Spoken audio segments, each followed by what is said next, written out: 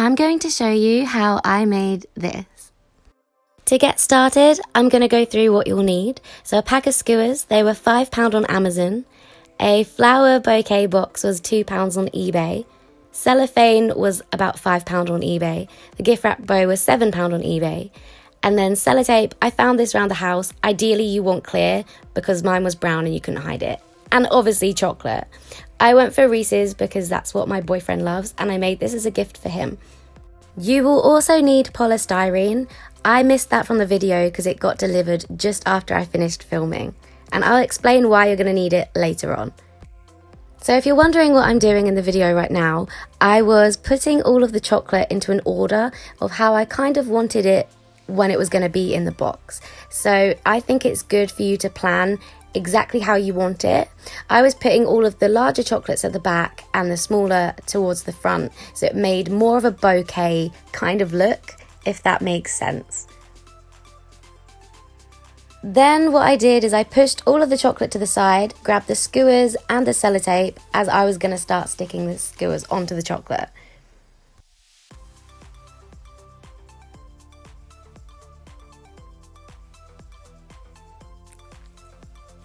Oh, are you joking? It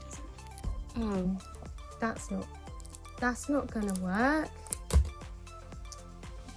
How am I gonna do this? I soon discovered that I would need a lot more than just a tiny bit of tape in order for it to hold the chocolate. So you will need to cover the whole stick in order for it to hold. This is why I would recommend using clear sellotape. As you can see on the back of the chocolate, the brown tape, it was really difficult to hide. I started with sticking the skewers onto the smaller bars of chocolate before I did the bigger ones because I found it easier. Then I went on to doing the larger ones. So here I'm just sticking them on, as you can see, just taping them, making sure you get all of the stick, otherwise it won't hold.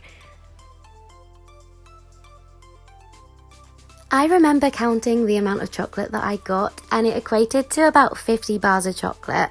I would recommend having more bars of chocolate than less as it fills up the bouquet box later on when you get towards the end. I'm going to go put this box together and I'll be right back. The box took me quite a while to make actually because I've never done anything like this before. Now we're going to need the polystyrene circles. So what I'm doing here is I'm cutting them to the size of the bottom of the box. As the polystyrene was circle, I had to make it square. So I added a big square at the bottom and then loads of little squares at the top. I suddenly remembered I needed to add something to weight the box. So I had to take all of the polystyrene out to add these stones that I just found at the bottom of my garden.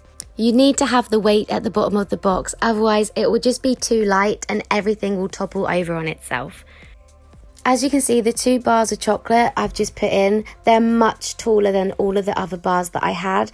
It just looked so odd.